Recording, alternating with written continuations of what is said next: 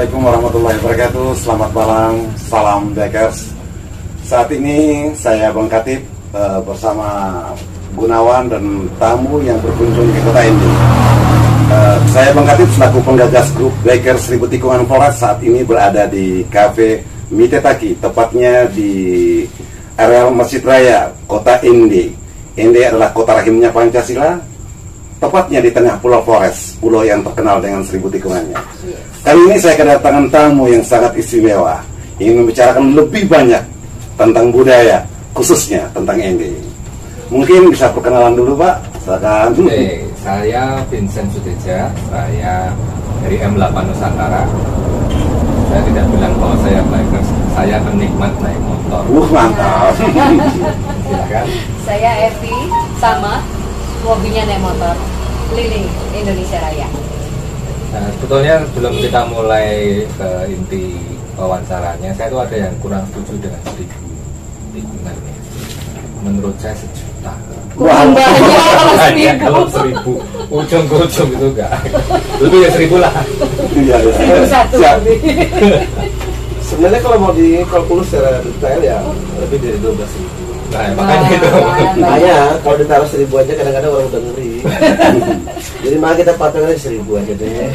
Ya, kalau untuk bikers untuk bisa menikmati Flores itu memang perlu skill. Ya, perlu skill. Nggak usah mulu-mulu skillnya, perlu skill aja dan perlu keberanian. Bukan berani sama orang Flores, bukan, tapi perlu keberanian untuk menikmati indahnya Flores. Karena alamnya itu indah sekali. Tapi kalau takut tikungan, ya jangan naik motor, motornya terbang aja. Kalau bahasa saya begitu. Tapi ini perjalanan kami keempat naik motor. Naik motor keempat kali dan belum bosan. Rasanya masih ada kelima, 6 dan 7 dan 10. Amin. Jadi sangat recommended untuk datang ke Flores, coba menikmati keindahan alam Flores dengan sepeda motor ya, dengan sepeda motor. Kalau pakai mobil nanti malah mabuk kalau saya. Oke, silakan. Oke, ya. Tapi malam ini kita nggak ngobrol tentang motoran, tapi kita ngobrol soal budaya. Nah, kebetulan karena di Ende tadi kita dapat informasi ada suku Ende. Mungkin duluan ini cerita suku Ende itu seperti apa sih? Saya tuh banget dulu. Silakan. Baik. Ende secara keseluruhan dalam skala besarnya terbagi dari 2 suku besar. Suku yang pertama suku Ende itu sendiri, dan yang kedua suku Liu.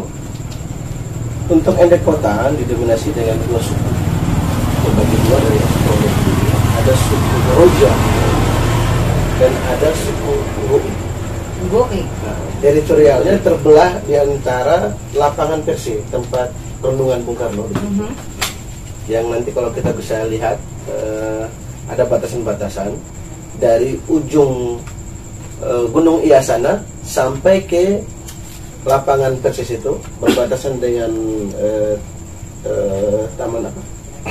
Taman Bahari di situ. Nah, dulu ada istilahnya lapangan roket. Lapangan roket karena memang ada seperti peralatan perang ya. Kalau sampai ke arah timurnya itu berbatasan dengan makam pahlawan. Makam pahlawan, selatannya lagi berbatasan dengan Arupana. Selesai mentok. Untuk itu wilayah Roja seharusnya. Geser ke sananya dari awal mulai dari lapangan Persi ke sana itu zona Ngobe. Ngobe itu dari mana? Dari situ sampai ke Mbomba. Beberapa kampung di sebenarnya sampai di Wirajaya. Berbatasan dengan Wirajaya itu kesananya ada nama Sepulau lagi. Sudah masuk ke sana terakhir antara Ende kota dengan Liu. Itu ada Romorena, ada Kekasewa ke sana.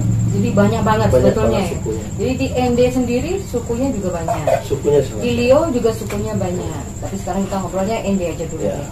Namun pada umumnya sampai besok nggak selesai kalau ngomongin. pada umumnya suku besar di Kabupaten Ende ini ada 2 suku tadi, Ende sama Liu. Liu, oke. Kalau soal karakter bagaimana? Karakter, soal karakter itu sendiri rata-rata untuk orang timur itu kan seperti yang sudah disampaikan. Maka ada istilah yang lebih agak menggelitik itu, orang timur itu tampilnya luar keras tapi hati Hello Kitty. Nah itu dia. Lembut ya. Memang iya.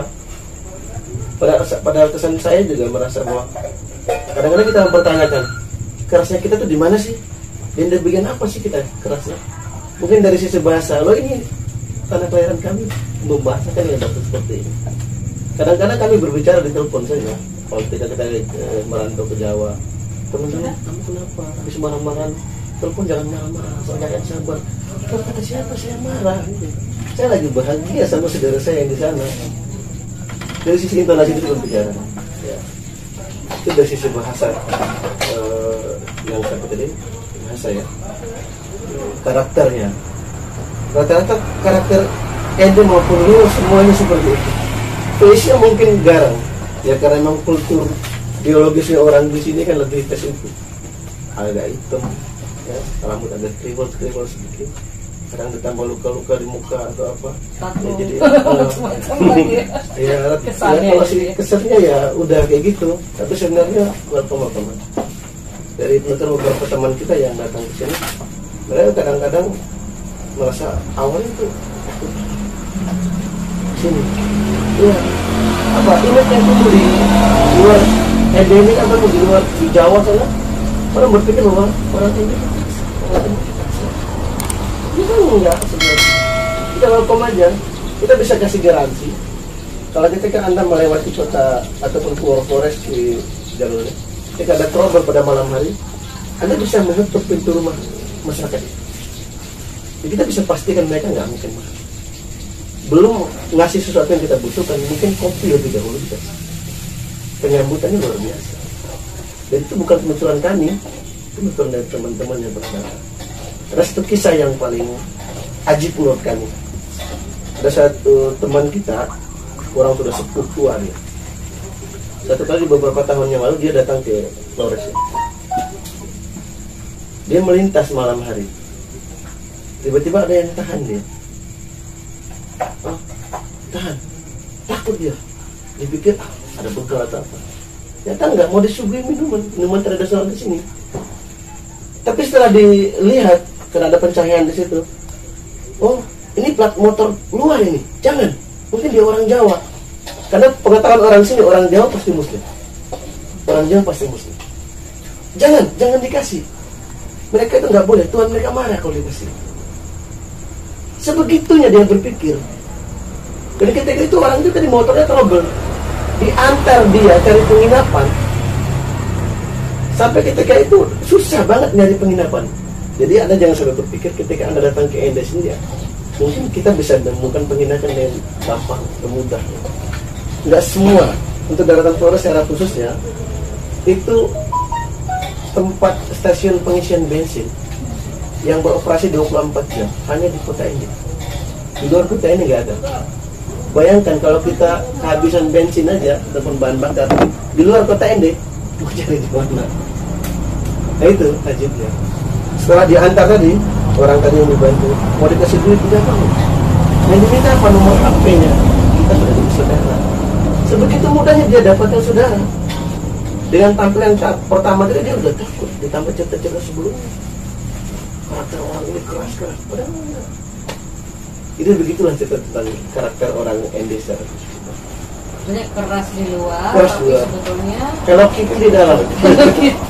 dan sangat begitu ya, menolong untuk siapapun yang kesulitan ya. Ya, dan nggak pernah kita berpikir kamu siapa, orang mana. Jangan kata orang Indonesia, beda-beda agama. Orang luar Indonesia pun, saya pribadi pernah menampung beberapa teman-teman saudara-saudara kita dari Australia, dari Amerika, masuk ke rumah saya, nginap. Dan ketika di tahun-tahun sebelumnya sangat sulit, apalagi kayak gaya turis yang backpacker ya, mohon maaf kita nggak mengenal mereka. Kadang-kadang mereka mencari penginapan yang benar-benar low price, low budget. Jadi itu susah di sini kita dapatkan. Rata-rata di atas 200, 100 ya. Di sini orang semua welcome. Datang ke rumah mereka pasti disambut dengan baik. Itu karakternya. Jarang di luar. Dan kita bisa testimoni ya. Itu juga sama, kita mengalami hal yang sama 4 kali naik motor ke sini tanpa pernah ada gangguan, tanpa pernah ada kesulitan, dan selalu di Dan kita yang bikin repot orang ya, kehujanan berhenti langsung keluar teh manis, pisang goreng, Ada aja yang keluar ya. ada yang jadi keluar. malah kita yang merepotkan, dan mereka dengan senang hati melakukan itu. Enggak cuma sekali, kali berikutnya, trip berikut berapa bulan kemudian, saya pas lewat ini di daerah Sancar ke arah Ruteng, hujan deras, Di tempat yang sama nih. saya Jan. berhenti lagi di rumah yang sama, dan saya mendapat perlakuan yang luar biasa. Pisang gorengnya keluar lagi, teh manisnya keluar lagi, di keluarga yang sama juga itu loh. Jadi ya sudah seperti saudara sekarang. Jadi saya bisa bilang bahwa yang diomongkan itu betul, Benar banget itu. sangat-sangat ramah dan sangat membantu. Pokoknya nggak boleh ada orang kesulitan, kita dibantu. Itu kerennya orang Flores. Ya. Kalau lebih spesifik soal tentang karakter tadi, mungkin yang teman di luar Pulau Flores itu sendiri kan, teman-teman saudara yang ada dari ND sini berangkat ke Jawa sana, deep collector, tampilnya sangat-sangat. Saya berpikir mungkin iya, memang dia harus sangat. Kenapa? Kerjanya deep collector. Kalau mungkin dia OB, lembut pasti. Ataupun mungkin dia bikin make up orang, lembut pasti. Ada montek nanti. Iya itu Pak ya. Tapi mungkin dia totalitas dalam pekerjaannya dia seperti itu. Jadi ada permintaan khusus sebenarnya. Berhenti berpikir loh, orang yang timur itu kasar. Jadi itu sangat menyakitkan. Nah, kita akan sampaikan itu ke program kita. Kalau menurut saya pribadi, orang timur nggak kasar. Ya kita berbeda. Ya. Tapi saya tetap setuju itu bahwa ya di dalamnya jangan menjudge orang berdasarkan Penampilan luarnya, penampilan. ya. Karena kita nggak tahu orang seperti apa ya. Dan itu nikmatnya kita keliling Indonesia, ketemu orang banyak seperti itu. Nah, kalau filosofi hidup tadi kan karakter ya. Udah karet kali. Terus Oh, nih, filosofis Oh, banget. lebih dalam. Nah, filosofi hidupnya orang ND itu seperti apa? Kalau filosofi secara umumnya, kalau orang ND, kalau udah pemahaman saya, dia lebih kepada sosial ya. Itu yang pertama. Walaupun di ND di sini banyak sekali perbedaan, baik itu perbedaan budaya, adat, lebih kepada di sini sosial, kekeluargaan yang dibangun, nilai kekeluargaan. Minta maaf, bukan membedakan antara satu kelompok dengan kelompok yang lain. Ada teman-teman kita yang Katolik, bahkan ada yang nikah dengan Islam, bahkan pun sebaliknya. Nah di situ terjalinlah suatu hubungan yang sangat kuat di ND sini. Bahkan ND itu bisa dikategorikan satu kota yang mana kota terbaik dari sisi toleransinya. Tertinggi salah satunya toleransi. Di sini memang tidak ada, jarang sekali adanya benturan konflik, baik itu secara agama, baik itu secara suku. Ya itu pun terjadi mungkin anak-anak yang belum mengerti hal ini sebenarnya. Itu prinsip itu orang Muslim bahwa kita sama, bahwa kita dari satu keluarga. Kawin mawin itu yang tidak bisa memisahkan di sini. Itu yang kuatnya ini. Dan unsur kawin mawinnya. Jadi pada dasarnya bahwa di ND terjadinya itu adalah karena unsur kekeluargaan yang paling pertama. Jadi apa tadi? Keadilan, kemudian toleransi, terus apa lagi? Pembelajaran gotong royong. Itu kok kayak Pancasila ya Pak ya? Ya, itu yang dibangun. Jadi di sini akan sampai terjadinya begini Pak. Kalau budayanya di sini, kalau ada orang kerja rumah, kalau budayanya di sini kan pondasinya, itu tidak dikontrak. Biasanya kita mau kerja rumah, ada tukangnya, gitu ya. Tukang itu kita bayar, tapi di tataran bangun. Tapi kalau dasarnya, ponderennya, itu gotong royong.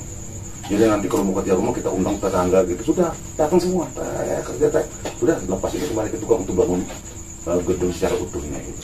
Sampai sekarang. Sampai sekarang. itu sudah terjadi. Biasanya kan orang tinggal di kota tuh sudah meninggalkan. Iya, hal-hal dan itu sampai seperti sekarang itu. masih pakai kontraktor Iya. terus selesai, karena enggak. Iya. Kalau di sini boleh kita pakai begitu, tapi untuk fondasinya sudah menjadi budaya gitu. Kaitan dengan soal filosofi itu sendiri, ada satu bahasa filosofis yang sangat mendalam yang sampai sekarang saya ingat. Bahasanya begini, bahasa Ende, ndu atau muru, peko atau heko. Yang artinya Ulangi. ndu atau muru, peko atau heko. Artinya kamu ngikut orang yang lebih dahulu, belajar dari mereka dan lakukan seperti orang yang pernah melakukan seperti itu yang dulu. Ndu atau muru, peko atau heko. Artinya kamu dalam kehidupan keseharian itu cukup nurut aja sama yang udah sama orang tua nenek moyang kita seperti itu. Sehingga budaya gotong royong tolong menolong seperti tadi itu lebih dikedepankan. Menurut saya agak miris, ada beberapa pun yang agak miris. Lebih dikedepankan daripada satu sisi yang sangat mendasar. Pendidikan contohnya. Orang tua berani menggelontorkan suatu hal dalam hal ini ya, keuangan mungkin untuk tadi acara-acara ada, sampai bangun rumah cukup undang orang aja sekampung bawa satu sak semen, bayangkan berapa sak semen yang bisa terkumpul. Selesai di sisi pondasinya, nanti atapnya lagi ngundang lagi sekampung bawa satu Ya utuh jadinya rumahnya. dan orang tua sekampung itu mereka rela beli seng daripada itu membayar uang SPP, bahkan sampai seperti itu. Karena begitu menjunjung tinggi adat dan budaya kita. Dengan bahasa prinsip tadi ndu atau bulu itu. Kalau di sini kawin masih terkenal dengan acara minum air panasnya, minum air petu bahasa daerah. Sampai kawin yang laki-laki undang teman-teman kolega keluarga semua, nanti datang bawa ampun. Acara apa yang nggak pernah terlupa dari sisi kebersamaan, gotong royong, toleransi, nggak pernah memandang kata ini Muslim, ini Nasrani, nggak pernah mengundang ini semua saudara semua. Itu yang ajib itu. Agak miris tapi agak ajib buat saya, karena kadang-kadang ya ini mungkin personality ya orang tua mungkin kadang-kadang mereka lebih mengedepankan ada banyak Kebersamaan untuk nilai yang begitu tinggi begitu tinggi.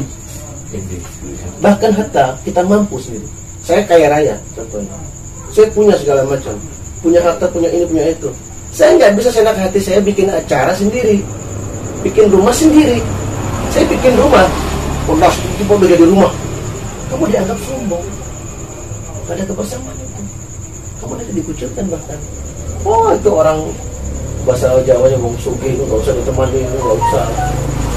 Hilang sosialnya tadi. Karena buat mereka ngasih bukan karena kita nggak mampu, buat mereka ngasih karena memang ini adalah kebersamaan. Buat mereka seperti itu. Saya beberapa kali ketika masuk ke zona ini sampai kadang-kadang berdebat kalau ngapain sih harus seperti ini.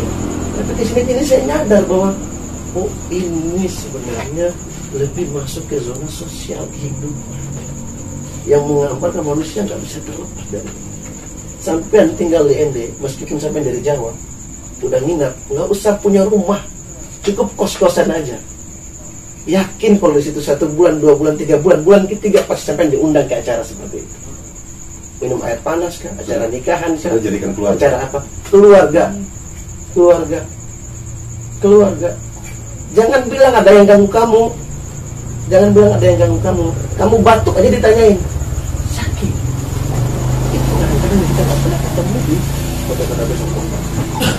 Sini sosial begitu. Kaitan dengan tadi soal kultur apa segala macam. Ini bahasa Ndu atau Buru, Dekoteko tadi adalah satu bahasa yang begitu ditanamkan. Meskipun beberapa orang Indonesia nggak mengenal bahasa ini, tapi secara tidak langsung mereka mengerjakan hal ini secara totalitas. Nggak ada di antara kita itu yang bisa ya, kadang-kadang Bang Katib contohnya ada orang Ende nikahnya di Jawa tapi tetap minum air panas di sini. Menikah sama orang Jawa, contohnya Bang Katib istrinya orang Jawa, menikah juga di Jawa, nggak di sini, tapi tetap acara adatnya tetap di sini. karena menjunjung tinggi kebersamaan. Itu yang spesial, Pak. Kadang-kadang kita merasa miris juga, aneh-aneh juga sih kayak begini. Tapi ternyata enggak. Dari sisi itu kita bisa mengenal struktural adat dan istiadat kita di sini, itu sangat menentukan di mana posisi kita dalam keluarga ini. Kalau di Jawa kita kenal om ya om. Dari mana? Di sini beda. Saudara dari ibu kita itu panggilnya Billy. Saudara dari ayah kita ada yang banggae, ada yang bersusu, ada yang bora. Itu beda-beda. Dari bahasa itu menentukan siapa dia dan di mana dia posisinya dalam keluarga. Nggak bisa serta-merta. Kita mau ponakan. Oh, nggak bisa. Ada ponakan ini dari sana. Ada aneh, ada ananoong, beda lagi. Bahasa-bahasa mereka menentukan posisinya masing-masing dalam keluarga. Dan masing-masing dalam posisi penentuan tadi juga menentukan bentuk budget yang akan diberikan sebagai bentuk sosial kekeluargaan. Nah, saya, paman saya nggak bisa ngasih saya hewan, ngasihnya harus bentuk akian, bentuk yang umumnya yang lain. Nah, saya punya kewajiban ngasih hewan ke paman. Itu sudah diatur. Sudah diatur, komplikit. Sudah. Jadi kita nggak bisa keluar dari rule itu. Maka ada istilah ndu atau mudu eko-teko. Nggak mungkin geser. Harus ikut aturan itu ya. Ya, rule-nya seperti itu. Jadi kita nggak bisa keluar. Kita udah tahu. Bahwa itu punya paman. Dudukan paman di ketika itu untuk sangat dihormati. Yang ketika dia duduk di sini, ada di situ sendiri. Nggak ada ponakan yang melintas aja. Kadang berjalan mungkin kita tahan-tahan. Serius, kalau duduk depan paman itu kadang-kadang garuk-garuk gitu. Ternyata prinsip ndu atau murul ekoteko tadi mengajarkan begitu besar tentang bab adab kemanusiaan terhadap orang yang lebih tua dan lebih tua. Pelajaran sangat besar. Untuk Ende sendiri, orang Ende sama adik kakak itu hormatnya luar biasa. Bang tadi lebih kakak, saya adik. Itu bercanda masih ada sisi bercandanya. Sama orang Riau enggak. Respect. Kalau ada abangnya di sini duduk, adiknya nggak boleh ikut duduk. Orang Ende sebaliknya lagi.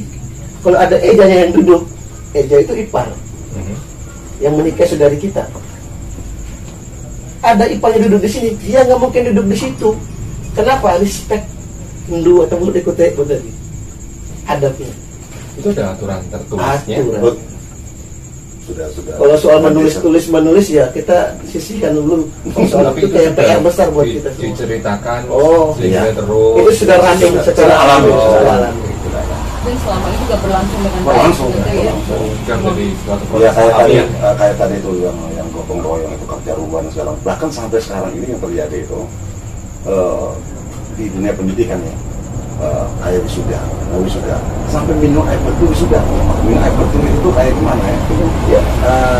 Kalau bahasa seperti ya minum air panas tuh. Minum air panas kita nanti undang teman-teman saudara-saudara kita untuk minum air panas di rumah kita. Tapi ketika undang itu sudah ngerti bahwa amplop untuk dukung dia untuk pesta wisuda acara wisudanya. Sampai segitunya. Karena gotong royongnya. Jadi ya. Kalau kita gotong royongnya sangat kuat. Kalau ini sisi pendidikan, susah dapat. Ini sisi pendidikan loh. Dimana kalau mohon maaf karena agak vulgar, kita pengen nikah aja. Kalau orang luar kadang-kadang, enak benar mau ya istri kok minta tolong orang. Di sini nggak beranggapan demikian. Di sini malah kalau kamu buat sendiri nggak mengundang orang, merasa kamu udah nggak mentingin orang lain. Kamu nggak butuh kami. Kapan kau anggap kami saudara? Hatta meskipun kamu nggak ada keterkaitan darah dengan saya, meskipun bahkan kamu orang Jawa, saya orang sini, tapi karena keseharian kita tadi menuntut kita harus jadi bersama di sini. Ada sisi hebatnya tuh. Saya banget mengikat orang dengan satu hal yang ajib buat saya itu ajib banget. Konseptual dulu temurun ekoteko itu sangat membentuk karakter orang Ende itu dimanapun. Bahkan ketika mereka sudah ada di luar pulau di Ende, Pulau Flores, di kota Ende, sudah di Jawa mungkin gitu, di Malaysia bahkan, di Arab Saudi sana bahkan. Ketika mereka berkumpul, tradisi tadi dikembalikan secara total di situ. minum air panas juga di situ. Minum air panas itu di Surabaya, di Jakarta, kumpulin orang ende di sana. Betul. Itulah ende. Minum air betul itu tadi. Minum air betul orang di sini bilang. Jadi kalau istilah kata, kalau kamu pengen menghindar dari budaya itu, kamu cukup tinggal di hutan. Nggak bisa, bakal ada yang datang. Sampai istilah, kamu tinggal di hutan sekalipun sekarang ojek ada sampai dapur kamu bisa sampai. Jangankan ke halaman rumah, ke dapur sampai. Kecuali tinggal di bulan deh. Urusan Urusannya udah beda itu. Bisa kalau soal budaya tadi atau filosofi hidup yang paling kerasa di sini bahasa dan Hindu atau Muslim eko-eko. Dan bagusnya itu tetap sampai sekarang Ya, tetap aja ya bisa. Karena banyak tempat lain tuh yang dulunya mungkin modelnya mirip, tapi lama-lama hilang. Iya. Ya, di sini masih tetap tertentu. Yang ajibnya itu ketika kamu nggak dilibatkan dalam hal itu, orang yang nggak dilibatkan itu akan merasa bahwa dia sangat dihina. Bahkan ada beberapa, saya paman contohnya, anak ponakan saya bikin acara, saya nggak diundang, itu penghinaan besar buat saya. Ya dianggap Iya. ya gitu. Bahkan lebih ekstrim lagi akan keluar si pas. Ibu meninggal, saya akan nggak kafanin. Woi. Karena ketika seorang saudari meninggal, kewajiban seorang saudaranya yang mengafani. Bahkan dahulu proses pemakaman nggak akan berlangsung ketika pamannya belum mengafani. Maka ketika itu ada istilah saja ona juga dia wundi kok ini nih. Saya yang ngafani ibu kamu. Jadi kalau paman itu bersuara itu cipta sang raja. Tapi ada kontribusi di balik itu. Jangankan kebutuhan tentang dia secara totalitas. Dia nangis ketika itu, diamin dia pakai apa? Tugasnya apa? Ponaan nangis, gitu contohnya, dia pingin apa gitu. Paman Kalau ya. dalam istilah itu, pas ain ini. Pasang kuda-kuda.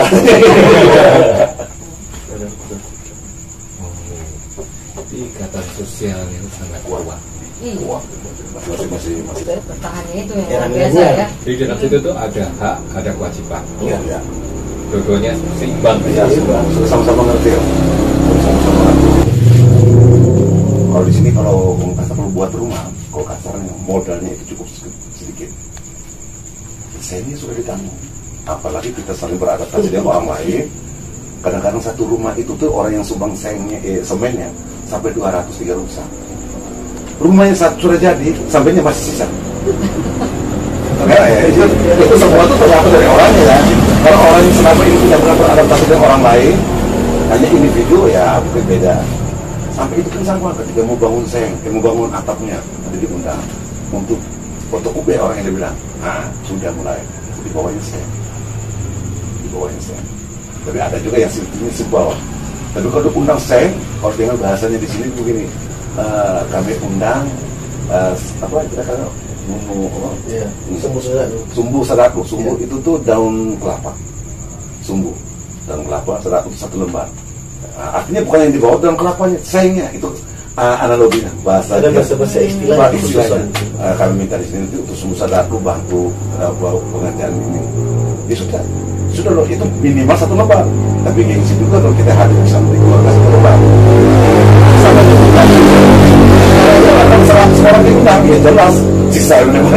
Dan itu otomatis. Itu otomatis. Kalau yang kita ngundang jadi paman, dia udah tahu saya ini berapa harus. Sudah tahu. Pasar rumpus itu berapa? Dia nggak umumnya. Kalau yang umum kita mungkin di 1, 2, 5. Kalau dia udah ya, Udah beda. Kalau sampean ya satu pick-up gitu. Dan akan jadi momok ketika dia ngebawa satu itu dibawa dari orang umum yang bawa. Waduh, Malu kan itu. Dia berani jual apa aja yang ada. Berani hutang ke orang. Enggak jarang banget dahulu orang asli sini jual tanah.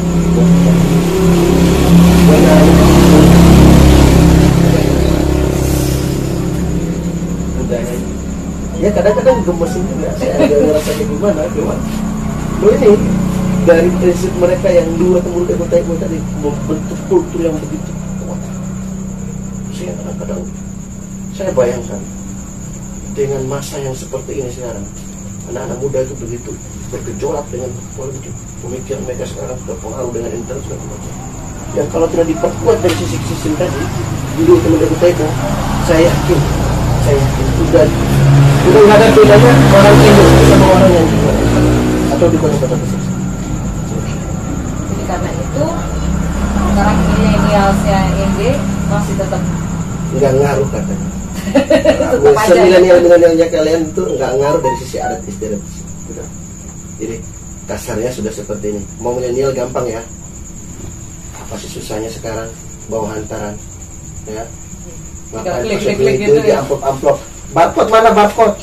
Ini nggak ada di sini. Nggak laku. Orang bawa hantaran itu duitnya di sini, dimasukin amplop satu-satu dipegang di sini, dihitung atu-atu. Kalau bawa 100 juta, kapan kelarnya? Tapi itu tetap dilakukan. Susah gitu. Ini adat istiadat.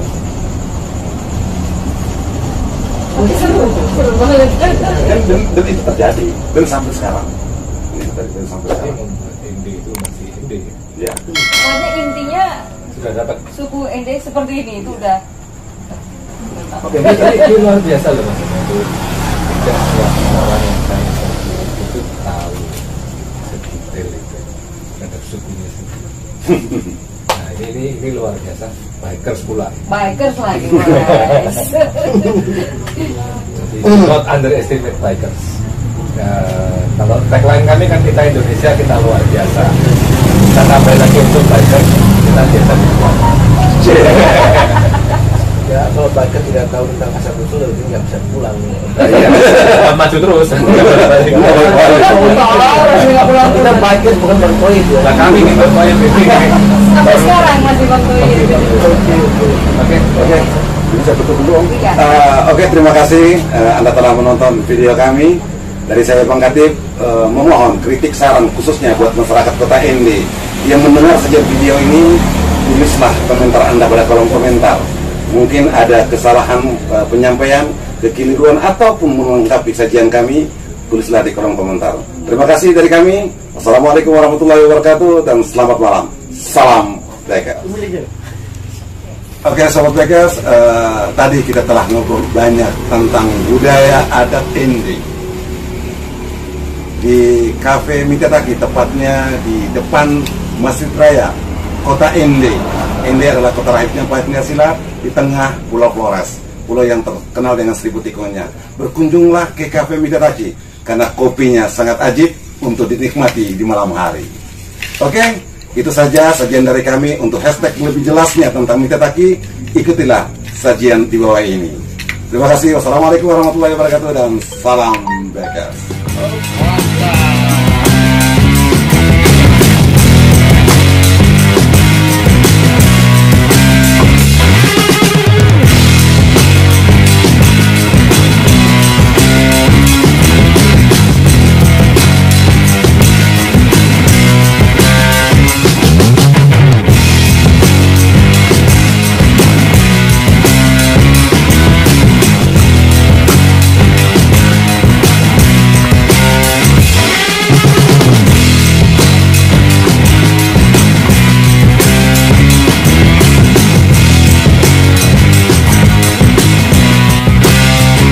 Halo Sobat Bikers, bagi Anda yang baru bergabung dan akan mendapatkan video saya berikutnya, dukunglah Bang Katib Channel dengan cara padamkan tombol merah yaitu tombol subscribe dan aktifkan tombol lonceng. Terima kasih. Wassalamualaikum warahmatullahi wabarakatuh. Salam Bikers.